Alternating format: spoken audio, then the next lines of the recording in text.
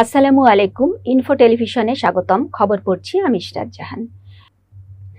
রূপগঞ্জের কৃষক দলের সংবাদ সম্মেলন, বিস্তারিত রূপগঞ্জ প্রতিনিধি মাসুম মিয়ার প্রতিবেদনে। নারায়ণগঞ্জ জেলা কৃষক দলের নেতাদের বিরুদ্ধে অপপ্রচার ও ধারাবাহিক মিথ্যাচারের প্রতিবাদে সংবাদ সম্মেলন করেছে জেলা কৃষক দল।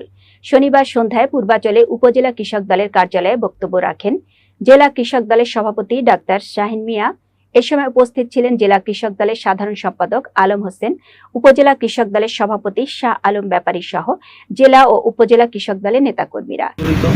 এবং প্রতিষ্ঠিত থাকে, কারণ তুলে তুলে এই সংগঠনটাকে আমরা এত সুন্দরভাবে সাজিয়েছি, যেটা এখন নারায়ণগঞ্জ জেলা অন্য অঙ্গ সংগঠন চেয়ে এখন অনেক এগিয়ে গেছে।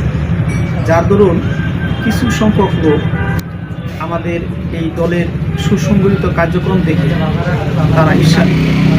তারা এখন দল এবং কৃষক দল এবং বাংলাদেশ জাতীয়তাবাদী দলকে প্রশ্নবিদ্ধ করার জন্য পর্যায়ক্রমে তারা একটির পর একটি দুর্ঘটনা ঘটে যাচ্ছে আমাদের দলটাকে নষ্ট করার জন্য, আমাদের যে কার্যক্রমের যে আমাদের স্পিরিট এটাকে দমিয়ে রাখার জন্য, স্থবিরতা করার জন্যই তাদের এই চক্রান্ত।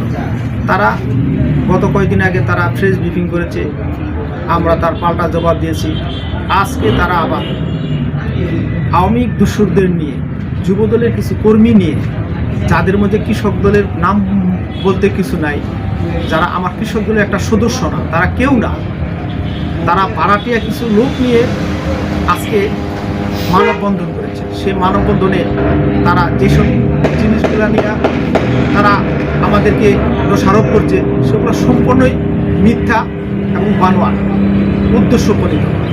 তারা যে উদ্দেশ্য নিয়ে যে চক্রান্ত খেলতেছে, শুধুমাত্রই আমার নারায়ণগঞ্জ জেলা কৃষক দলকে দুর্বল করার জন্য, বাংলাদেশ জাতীয়তাবাদী দলের তারেক রহমানের আদর্শ, তারেক রহমানের নির্দেশ, তারেক রহমানের যে স্বপ্ন, সেটাকে নষ্ট করার জন্য আগামী দিনে আমাদের জনগণের যে চাওয়া পাওয়ার যে জাতীয় নির্বাচন, মানুষের যে ভোটার অধিকার, সেটা থেকে আবারও মানুষকে এই দুঃশাসনের কবলে পড়ার জন্য, এই আওয়ামী দুঃশাসনের যারা এখন দেশ থেকে পালিয়ে গেছে, তাদেরকে পুনর্বাসনের জন্য তারা আবারও নতুন করে চক্রান্ত লিখতে দিচ্ছে। ইনফো টেলিভিশনের সাথে থাকার জন্য ধন্যবাদ।